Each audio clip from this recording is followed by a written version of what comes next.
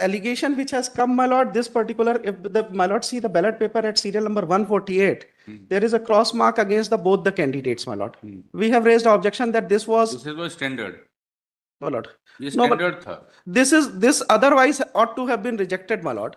नहीं, ये तो standard है ना। हाँ, सिंगल क्रॉस है, लेकिन दोनों कैंडिडेट के सामने क्रॉस लगाना जो है, that would amount to rejection of that ballot paper. हमारा ये कहना था कि this is manipulation, my lord, which occurred during course of proceeding when the ballot paper were exhibited. Now second आप देखेंगे, सेकंड में शंकर गुप्ता के सामने 2 क्रॉस लगे हुए हैं। थर्ड देखेंगे 3 क्रॉस लगे हुए हैं। फोर्थ देखेंगे दोनों कैंडिडेट्स के सामने क्रॉस लगे हुए हैं। इनवैलिड हो गया, इनवैलिड। लेकिन हमारा ये कहना है इस एस्पेक्ट को, सर इसमें एक थोड़ा सा डेवलपमेंट ये हुआ था कि ये situation, this situation was not prevailing at the time of original counting of votes. ये बाद में मैनिपुलेशन हुआ है। बाद में सर क्या हुआ, ये बैलेट पेपर्स लाए गए, दे वर ओपनड इन द कोर्ट। वो वहां पे अगर ये सिचुएशन होती तो वो जब काउंटिंग ऑफ वोट्स हुआ तो वहां पे ये चीज ऑब्जेक्शन में आता है, कुछ रिफ्लेक्ट होता। और वो वहां पे कोर्ट ने कुछ फाइंडिंग रिकॉर्ड किया, एडवर्स फाइंडिंग, तो that was the subject matter of challenge here in the high court under in 227 petition. That was discussed कि 227 मेरिट्स पे कंसीडरेशन नहीं हुआ था उसमें। ये होगा 227 का हम इंटरफेरेंस नहीं करें, बस विदाउट वो ऑर्डर भी हम आपके सामने दे देंगे विदाउट। अब वो जो है, ये अगर ओरिजिनल पोजीशन ये होती है तो रिजल्ट भी कुछ और होता। और प्लीडिंग्स में भी नहीं है ये, प्लीडिंग्स में भी नहीं है ये कि दोनों किसी बैलेट पेपर में दोनों कैंडिडेट के सामने मार्किंग थी, ये प्लीडिंग का पार्ट भी नहीं है। दैट इज द रीजन कि ट्रायल कोर्ट ने भी इस एस्पेक्ट जो इनके फेवर में मार्क थे रिटर्न का, तो उसको तो छोड़ दिया, बाकी को उन्होंने कंसीडर कर रहे हैं कि ये जो है ऐसा लगता है कि दे परचेज वोट्स, दे वर मैनिपुलेटेड। और मल्टीपल मार्किंग को ही मैनिपुलेशन मांगा है, लेकिन मल्टीपल वोट्स को परचेज वोट माना है। परचेज वोट्स को कोई 2 वोट है ना इससे। हाँ, 2 वोट को परचेज वाला है, उनके सामने बोला मल्टीपल मार्किंग है, लेकिन 2 वोट, कौन से 2 वोट है? 2 वोट जो है उन्होंने ये कहा कि जो इसका सुशीला सिंह और हिमांशु तिवारी, दोनों वोटर है, ये दोनों वोटर है इनको, और ये इसका इन्फरेंस इससे ड्रॉ किया कि बैलेट पेपर में मल्टीपल मार्किंग है। लेकिन बैलेट पेपर में मल्टीपल मार्किंग जो है वो बैलेट बताइए कौन से। ये बैलेट कोई आइडेंटिफाई नहीं हो सकता, सीक्रेट बैलेट है, किसी का बैलेट नंबर नहीं, किसी का बैलेट नंबर, क्योंकि otherwise there is a violation of secrecy of vote. तो ये हम असर्टेन नहीं कर सकते। और मल्टीपल मार्किंग सिर्फ शंकर गुप्ता के नाम के सामने नहीं है, आपका बाकी इनके नाम के सामने भी मल्टीपल मार्किंग है। कितने बैलेट पड़े थे? 15 वोट से 15 पार्षद थे, इनडायरेक्ट इलेक्शन अध्यक्ष। आप अगर बैलेट पेपर 170 पेज नंबर 170 पे देखेंगे तो इलेक्शन पिटिशनर के बैलेट के सामने भी, नाम के सामने भी मल्टीपल मार्किंग है। 2। इसके आगे देखें 3, इसके आगे देखें 4। तो ट्रायल कोर्ट की जो फाइंडिंग है वो लास्ट में वो क्लियर फोटोकॉपी में नहीं हुआ है। मतलब 1 मिटा देगा, 2 मिटा देगा, 3 मिटा देगा, 4 कहां से मिटाएगा? 4 कहां से मिटाएगा? तो ट्रायल कोर्ट की ये फाइंडिंग की मल्टीपल मार्किंग जो है ये प्रॉपर नहीं है, that does not seems to be your allegation, इसी से फॉल्सिफाई हो जाता है कि इससे कोई आइडेंटिफिकेशन नहीं हो रहा कि कौन वोटर है।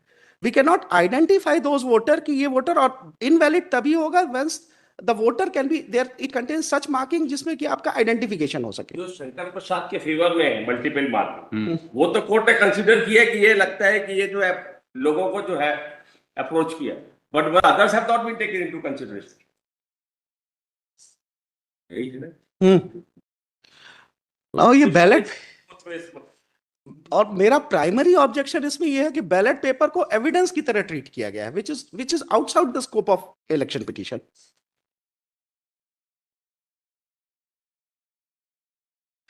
And there is a manipulation इसी एस्पेक्ट पे आता है कि जो 2 बैलेट पेपर्स पे मल्टीपल दोनों कैंडिडेट के सामने मार्किंग है, ये मार्किंग की कहीं प्लीडिंग भी नहीं है कि दोनों कैंडिडेट्स के सामने मार्किंग थी। तो बैलेट पेपर की सैंटिटी जो बची हुई है वो भी डाउटफुल है कोर्ट के सामने जो आई है, क्योंकि अदरवाइज 15 बैलेट पेपर्स में अगर दोनों के नाम के सामने मार्किंग होती तो ये ऑब्जेक्शन आपका काउंटिंग के वक्त आना चाहिए था।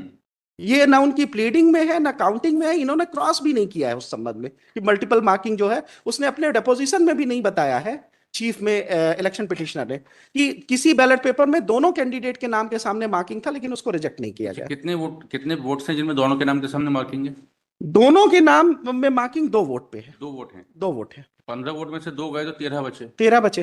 13 में क्या स्थिति है? 13 में स्थिति जो है हमारे फेवर वाले वोट हो रहे हैं, तो हम तो माइनॉरिटी में आ रहे हैं। आपके आपके कितने बच रहे हैं? 8। हमारे बच रहे हैं, हमको 8 मिले थे, 2 मेरे ही घटेंगे, क्योंकि ये दोनों वोट जो थे वो मेरे फेवर में थे, 6। और इसमें मल्टीपल मार्किंग दोनों के वोट। तो जब कोर्ट ने खोला तो आपने फाइंडिंग नहीं नोट कराई कि इसको फाइंडिंग करो कि किसके कितने वोट हैं? मतलब वो फाइंडिंग उन्होंने नोट, एक्चुअली हुआ क्या, वो हमारे प्लीडिंग्स का पार्ट, वो उसका सब्सिक्वेंट प्लीडिंग का पार्ट था, हमने इंक्वायरी की भी ऑर्डर किया था। हुआ क्या कि जब मेन कैंडिडेट्स का क्रॉस हो गया, जब हमारे मेन काउंसिल से when the ballot paper envelope was opened, Malord, so did you not request the court to record the Malord, finding? my lead counsel was not there, present there, my lord. It was opened in very casual manner. We never anticipated that it will be opened in Such such a a record casual. is opened. Usually the court records its finding. My lord, आज खोला गया और ये देखा गया। my lords, जिससे कि आगे कभी कोई मैनिपुलेशन हो तो देखा जा सकता। वो उन्होंने रिकॉर्ड ही नहीं किया। My lords can see इसका बैलेट पेपर खोलने का जो एविडेंस है P2 में है। ये गवाही के दौरान कैजुअली खोल लिया गया। ये स्टेट की प्रोसीडिंग है। ये प्रोसीडिंग्स जो है आपका, ये P2 में देख ले। डेट बताइए। डेट है ये P2। ये गवाही के दौरान है, इसमें डेट है, कहाँ पर है? ये 12/8/2024 की प्रोसीडिंग है। P2 में डेपोजिशन के बीच में ये खोला गया है।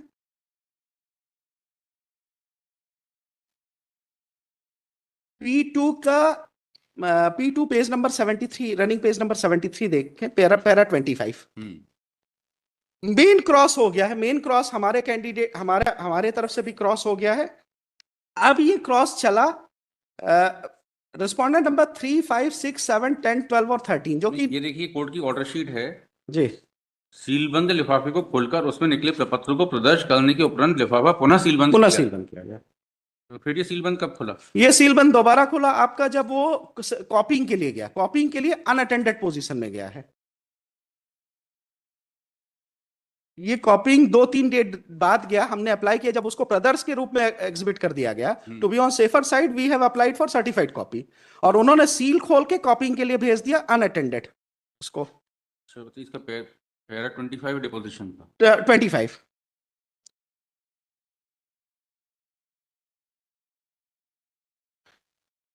26 में देखेंगे, इन्होंने एक पैरा, ये फॉर्मल कैंडिडेट्स है, ये कंटेस्टिंग नहीं है, ना हमने रिक्वेस्ट किया ना इलेक्शन पिटिशनर ने रिक्वेस्ट किया बैलेट पेपर खोलने के लिए। जो नॉन कंटेस्टिंग कैंडिडेट है उन्होंने वो क्या फॉर्मल कैंडिडेट है, उन्होंने क्रॉस के दौरान कहा है कि नोट लगा है इस स्तर पर अनावेदक क्रमांक 3, 5, 6, 7, 10, 12 एवं 13 की ओर से अशोक पांडे अधिवक्ता ने निवेदन किया मत पत्र को खोला जाए। न्यायालय द्वारा दिनांक 12/7/2024 को मुख्य नगर पालिका अधिकारी मझौली श्री अमित कुमार द्वारा एक सीलबंद लिफाफे प्रस्तुत किए गए, जिनमें नाम निर्देशन फॉर्म अक्षर होने पर साथी की मांग, मतदाता सूची, मतदाता प्रदायक सो का विवरण, सीलबंद लिफाफा वीडियोग्राफी सहित प्रस्तुत किया। सीलबंद लिफाफे को उभय पक्षों के समक्ष खोलकर देखा गया, जिनमें 3 बंडल में लाल कलर में रबड़ लगे, 1 बंडल में कलर की रबड़ लगी हुई, हमें हरे कलर में रबड़ लगी बंडल का लिफाफा खोला गया, जिस पर आपने सर्टिफाइड कॉपी के लिए अप्लाई कब किया? हमने सर्टिफाइड के कॉपी के लिए जो अप्लाई किया है, वहां भी रेज हुआ है कि विचारण के दौरान छेड़खानी हो गई है। बालॉट हमने ये एप्लीकेशन पेश किया है, and that was a ground के साथ प्लीडिंग, अगर ये पोजीशन ओरिजिनल होती तो ये आपका प्लीडिंग का पार्ट होती। This manipulation is not the part. Counting was in the presence of agents. Counting No, my lord, in the presence of candidate himself, candidate themselves. क्योंकि ये क्या है, इनडायरेक्ट इलेक्शन है, वोटिंग होके तुरंत काउंटिंग होती है, और इनके चीफ में भी कहीं नहीं, ना तो इनके इलेक्शन पिटीशन में कहा गया है, ना तो चीफ एग्जामिनेशन में कहा गया है। मान लेते हैं कि 2 बैलेट पेपर आपके हैं, My lord, but there is a finding that 2 ballot papers have been procured by fraud, by bribery. my lord, my lord, वो कम होंगे तो फिर आप कम हो जाएंगे। my lord. So that has to be seen. In that circumstances bribery अगर जाता है तो हम करप्ट प्रैक्टिस के गिल्टी होंगे, करप्ट प्रैक्टिस के गिल्टी में तो हम वैसे भी डिस्क्वालीफाई, उसकी काउंटिंग का कोई मतलब नहीं रहता। लेकिन ये बात भी जो होती है, 2 बैलेट पेपर जो प्रोक्योर करने के लिए ब्राइबरी का एलिगेशन है, I will deal with that allegation, क्योंकि उसमें क्या है, ना तो वो दोनों लोगों को एग्जामिन कराया गया है, सिर्फ एफिडेविट के बेसिस पे ये फाइंडिंग दे दी गई कि ब्राइबरी की गई है, और एफिडेविट को प्रॉपर्ली एग्जिबिट भी नहीं कराया गया है। plus those two voters cannot be identified.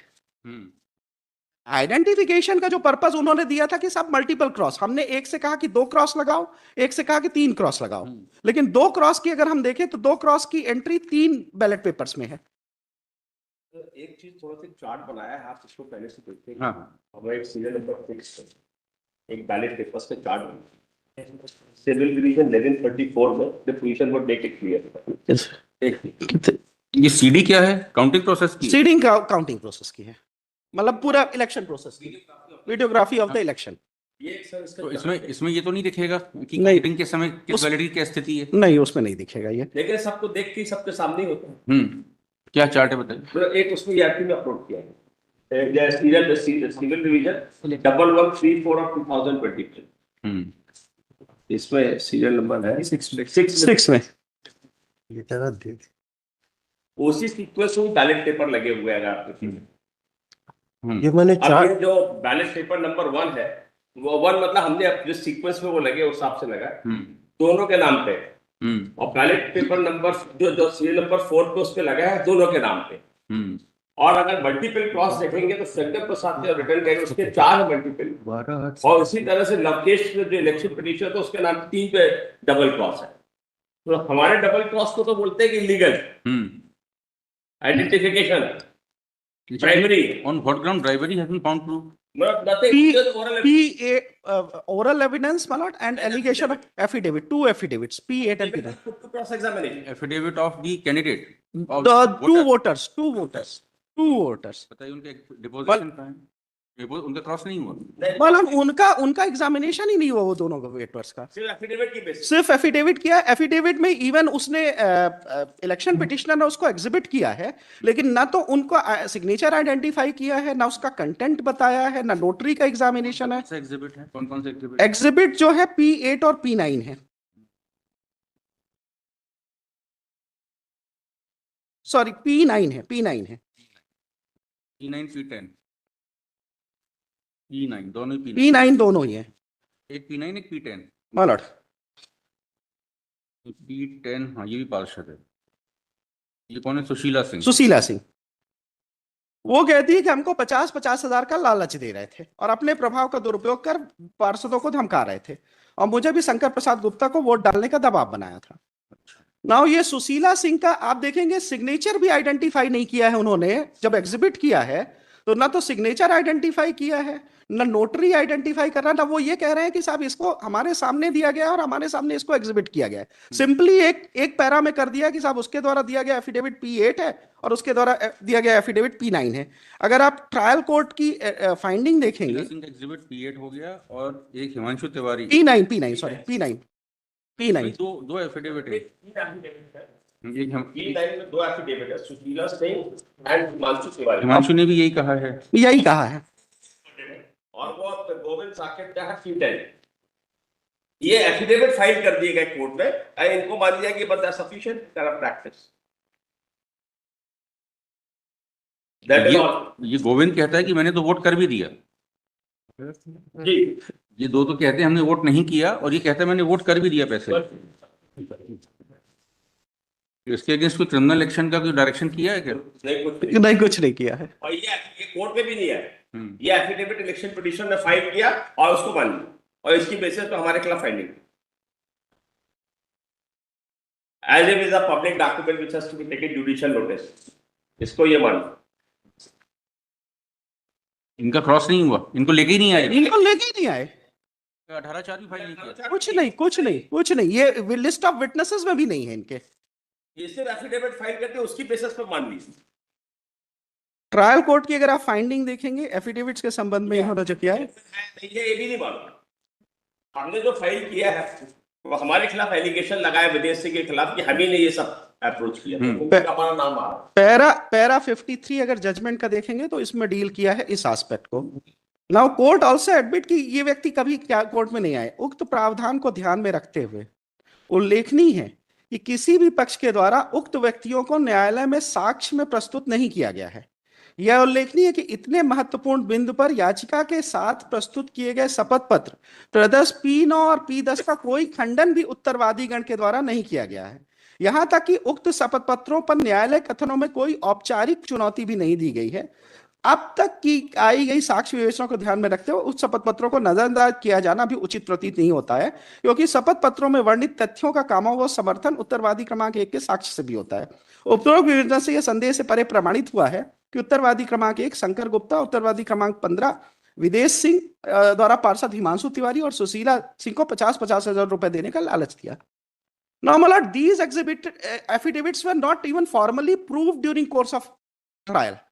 Now, आप कोर्ट का यह कहना है कि साहब हमने चैलेंज नहीं किया। चैलेंज हम तब करेंगे जब उसको फॉर्मली प्रूव किया जाए और स्टेब्लिश किया जाए।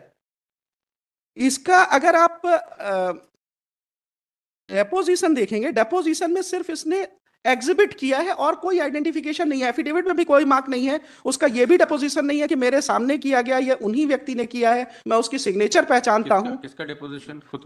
पीडब्ल्यू इलेक्शन पिटिशनर का P2 में है, खुद है, वो खुद है।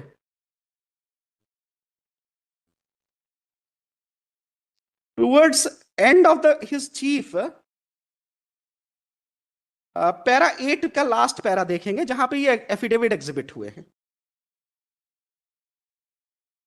शीला सिंह, हिमांशु तिवारी का शपथ पत्र प्रदर्श P9 है जो ए लगाए 4 पृष्ठों में है। गोविंद साकेत का प्रदर्श P10 है जो 2 पृष्ठों में है।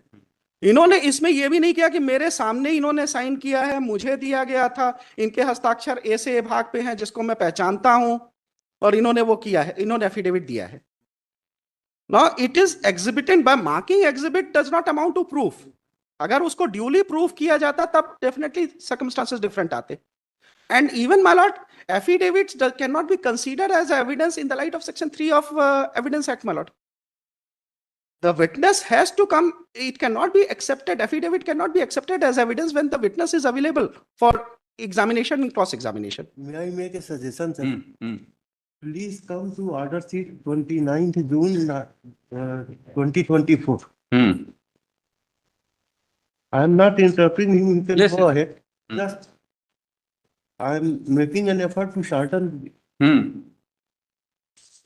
After the presence of parties have been noticed. Just a minute. 29th June. 29th June.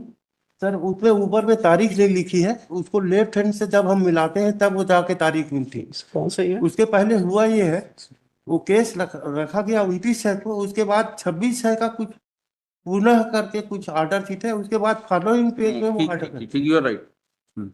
ये 29 है जो लिखा है सर, वो उसमें लिखा नहीं है 29 से, लेकिन पुरानी ऑर्डर शीट से मिलाएंगे तो 29। सही है, सही है, सही कह रहे हैं। Sir after the presence of party please notice प्रकरण साक्ष्य हेतु नियत है, आवेदक साक्षी उपस्थित है, अनावेदक उत्तरवादी एक की ओर से योगेंद्र सिंह अधिवक्ता द्वारा व्यक्त किए प्रकरण में सीडी एवं मतपत्र प्रस्तुत नहीं किए गए, जिससे उपस्थित साक्षी का प्रति परीक्षण नहीं किया जा सकता। मतलब आपका कहना है कि इन्होंने खुद कहा कि बैलेट पेपर्स को लेके आए हैं। इसके बाद का सर, इसी स्तर पर उत्तरवादी की ओर से आवेदन प्रस्तुत किया, चुनाव के समय सीडी और वीडियोग्राफी को याची के प्रति परीक्षण के समय प्रस्तुत किया जाना आवश्यक है, प्रति दी गई। Now sir what has happened here after the ballot papers were opened, the CD was played.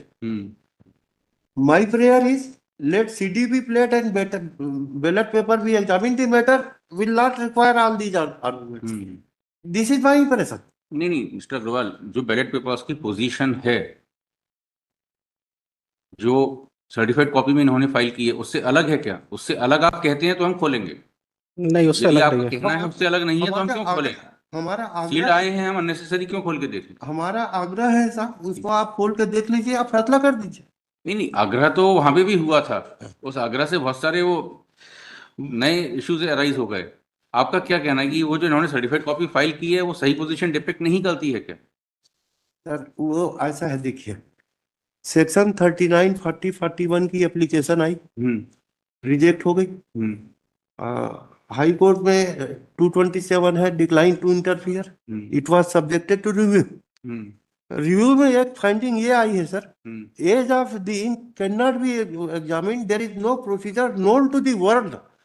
The Reliance is 1971 Supreme Court, and that order is passed in review petition number 640 of 25, उसमें आप देख लीजिए। मतलब वो एक minute, बोलने तो दीजिए। 640-25 640 ऑफ 25 ये रिव्यू पिटीशन है, उसको आप देख लें बुला के, इसी केस का है। एक मिनट,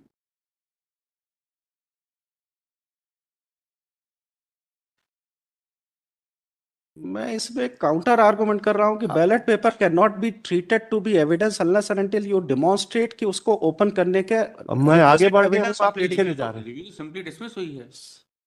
जी सर। रिव्यू तो सिंपली डिसमिस हुई है। सर रिव्यू पिटीशन डिसमिस हुई, हाँ। उसमें ऑब्जर्वेशन है साहब कि there is no technology known to the world where by the ink age of the ink can be determine. I am for this purpose only I am saying now their prayer is determine the age of the ink which is impossible. अब क्या होगा? नहीं, there is a technology. There is radio sir radio carbon dating तो है। Radio carbon dating supreme court से so Andhra Pradesh high court accepted it. लेकिन radio carbon dating में क्या होगा, एक समस्या ये आएगी कि सपोज आपने पेन 3 साल पुराना है आपका, तो भी उसकी इंक की तो लाइफ वही आएगी ना। इवन उसकी सर अगर मेरे घर में कोई 20 साल पुराना पेन रखा है, उसमें 20 साल पुरानी रिफिल है, 20 साल पुरानी इंक, वो भी नहीं एग्जामिन हो सकता। रेडियो कार्बन डेटिंग कराएंगे तो जब वो मैन्युफैक्चर हुई होगी तब की हाफ लाइफ आएगी उसकी। स्पेक्ट्रोग्राफी इज अनदर टेक्निक जिसमें कि उसका कलर कॉम्बिनेशन सबका नाम ले लीजिए आप, लेकिन सर सुप्रीम कोर्ट का कहना है जो मैं इसमें एक लीगल मेरे को बोलने नहीं क्वेश्चन देते सर ये। आप बोलिए, ठीक है सॉरी आंध्र प्रदेश का 2025 मार्च का डिसीजन है जिसमें यह कहा गया है age of the ink can not be determine relying on that 71 supreme court. Sir technology तो ये टेक्नोलॉजी तो टेक्नोलॉजिस्ट बताएगा ना, टेक्नोक्रेट बताएगा। Court it is on that basis, it is on that basis sir. वो केसेस तो आप देख लीजिए। I am making a statement at the bar. If it is determinable, let it be done today. उन cases को आप देख लीजिए। Now since they are enjoying the post, they would be interested in prolonging this litigation. Post They are enjoying the post. They have been. State government has passed an order appointing them as ad hoc chairman, my lord, president, ad hoc president. They are enjoying the power. So, an order under section 37(2) of the act is under challenge. Is that so?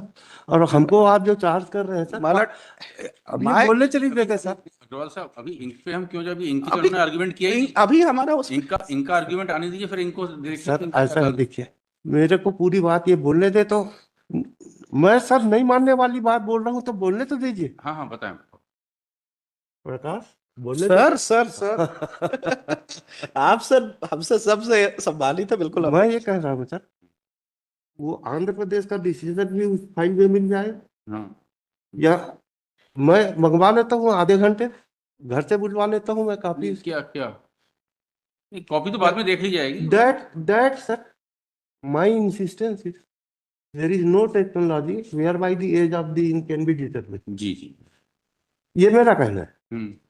इसको कंट्रोवर्ट कर रहे हैं तो आप expert opinion ले लीजिए। हाँ नहीं, अभी तो इन्होंने ऐसी कोई रिक्वेस्ट की नहीं ना, प्रेयर की कि रेडियो कार्बन डेटिंग करा ली जाए सर, इनकी अभी रिक्वेस्ट आई नहीं। ये जो कॉपिंग में मैनिपुलेशन हुआ कह के बोल रहे हैं, आप वो ऑर्डर शीट को देखिए 17/12/24 तक, जो कुछ हुआ है सब पक्षकारों के और उनके वकीलों के सामने हुआ है। This fact is seriously disputed. 17/12/24 my Lord, this can be cut short. इनकी ये प्लीडिंग ही नहीं है। ये देखो, जब प्लीडिंग नहीं है तो ये चीज एक मिनट बात है सर। जी बिल्कुल।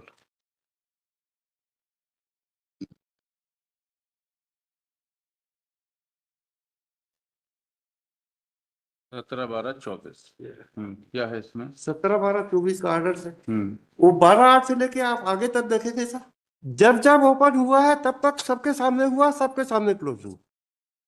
इनका ये कहना है कि कोर्ट ने तो ओपन अपने सामने किया और सबके सामने किया, हाँ, लेकिन जब वो कॉपिंग सेक्शन में गया तो तब वो अनमॉनिटर्ड था। ये कॉपिंग सेक्शन तो कोर्ट में नहीं होता, कॉपिंग सेक्शन तो अलग होता है पूरे कोर्ट का एक कॉमन। ऐसा इनका कहना है, हमारा कहना नहीं है सर। वो कॉपी जो हुई है ना सर, उसकी भी ऑर्डर शीट है, वो भी खोल के भेजी गई और वहां से बुलाया गया। किसी ऑफिशियल को ये चार्ज नहीं कर रहे हैं।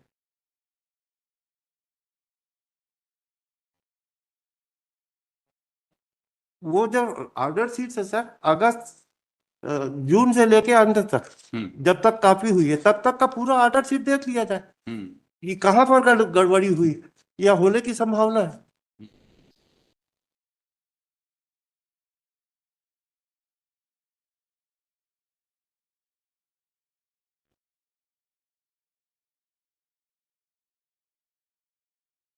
ठीक है।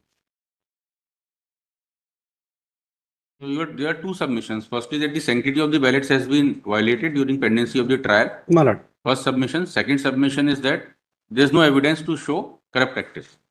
The My affidavit, submission- the person was not brought in for cross-examination. I slightly modify that, my lord. The question of marking, double marking, two marking in front of both the candidates, that is not the subject matter of trial, my lord. There is no prayer for recount of vote. There is no prayer for recount of vote. There is no allegation made in entire election petition and examination in chief, making allegation that despite there being marking in front of both the candidate, the ballot papers have been not rejected. So this is not the case set up by the election petitioner also, my lord. And that is the reason, my lord, why this particular issue has not been dealt, and it has not been dealt with the trial court also. The election petition was allowed on 3 grounds, my lord. First ground is that, my lord, I have been convicted in a criminal case in the year 1997. They say that that particular conviction, 100 rupees fine was imposed. That particular conviction I have not disclosed at the time of filing of nomination paper, my lord. That is the first ground which they have raised. Second ground is that proxy voter. That has been found proved or not? That has been found proved, my lord. How you deal with that? My lord, I say that for, my lord, the election of president, there was no requirement of declaration, my lord. It was required for the election of Parshad, my lord, for councillor. For that you declared. Or that to declare, my lord. But for, my lord, for president, there that is not required. That has been held by the trial court also.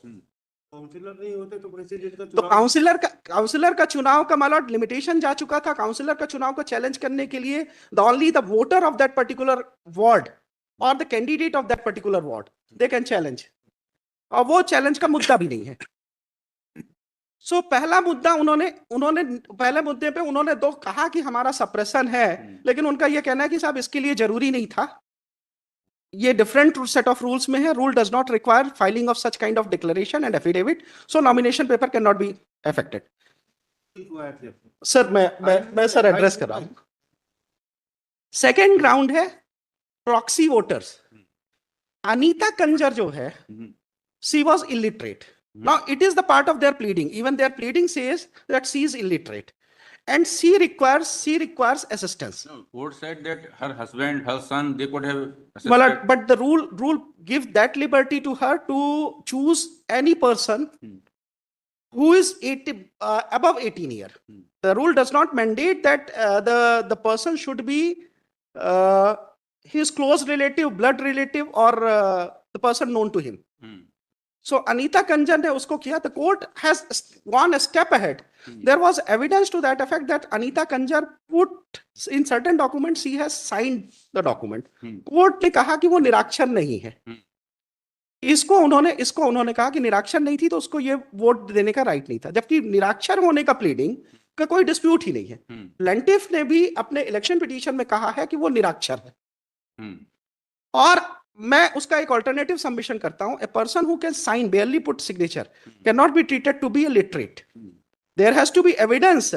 जो rules कहते हैं वो ये कहते हैं कि उसके literate होने का सर्टिफिकेशन होना चाहिए. अनदर एस्पेक्ट जो कोर्ट ने डील किया है वो ये किया है कि विदेश सिंह मतपत्र जब डालने गया है विदेश सिंह, तो विदेश सिंह बूथ के अंदर अनीता कंजर नहीं गई. जो पोलिंग बूथ बना हुआ था वो मतलब हाँ, ही वाज द अटेंडेंट, मतलब वो था. He was. एविडेंस ये है कि साहब उसने उससे पूछा अनीता कंजर से किसको वोट देना है, और जाके उसने वोट डाला है, ये चीज है। लीगल रिक्वायरमेंट सेक्शन 11 में जो रूल 11 में जो है उसमें ये है कि पोलिंग स्टेशन में उसका पोलिंग जो सेंटर है वहां पे प्रेजेंट होना चाहिए। पोलिंग जो काउंटर है उसके अंदर जाना, उसके अंदर उसको प्रेजेंट रहना, ये कहीं लीगल रिक्वायरमेंट नहीं है। ये चीज एस्पेक्ट आता है अनीता कंजर का, अनीता कंजर का। वहाँ केवल प्रॉक्सी जाएगा, वो पर प्रॉक्सी मतलब ऐसा रूल्स में कुछ भी नहीं लिखा है कि कौन जाएगा, कि दोनों साथ में जाएंगे। प्रॉक्सी को तो जाना ही पड़ेगा, प्रॉक्सी को तो जाना पड़ेगा। और अनीता कंजर डिस्प्यूट नहीं कर रही। अनीता कंजर को कभी एग्जामिन भी नहीं किया किसी भी पार्टी ने, और अनीता कंजर ने कभी डिस्प्यूट नहीं किया है कि उसका वोट जो है, उसका वोट विदेश सिंह ने किसी और को डाला है, उसकी चॉइस से नहीं डाला है। ये सेकंड एस्पेक्ट हुआ। थर्ड एस्पेक्ट जो है ब्राइबरी का है। अनीता कंजर को तो खुद दोषी मान लिया, अनीता कंजर को दोषी नहीं माना है, विदेश सिंह को दोषी माना है। अनीता कंजर की पिटीशन क्यों आई है? अनीता कंजर की पिटीशन इसलिए आई है कि साहब उसको जो किया गया है, उसको जो फाइंडिंग, उसके संबंध में जो फाइंडिंग दी है, वो she is challenging that finding कि हर वोट वाज एक्सरसाइज, हर franchise was exercise as per हर विशेष। कोर्ट ने एक चीज और माना जो हमारे अगेंस्ट माना कि अनीता कंजर ने अपने WS में कभी स्पेसिफिकली ये चीज को उसने जनरल डिनायल किया है, स्पेसिफिक डिनायल नहीं किया है।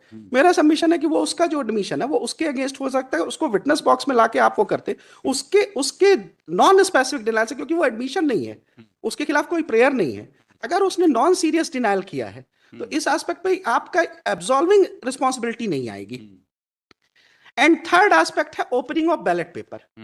कोर्ट ने, ट्रायल कोर्ट ने बैलेट पेपर को एग्जामिन करके उसके बाद पूरी फाइंडिंग दी है। मैं इसको सीरियसली डिस्प्यूट कर रहा हूं कि ballot paper opening, before opening of ballot paper, the finding has to be recorded necessitating such kind of opening. This cannot be used as a fishing inquiry. My learned senior has made us only submission कि ballot paper be examined and this petition be decided on the basis of that ballot paper. Now this is expressly prohibited under election law.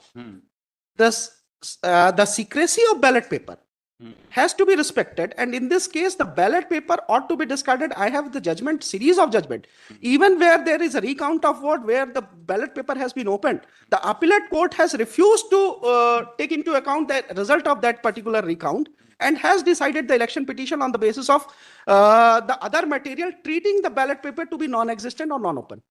So I am requesting this honorable court to adopt that course. The ballot paper cannot be a ground, even though they have been exhibited, that cannot be a ground for permitting the election petitioner to rely upon that. So this is my three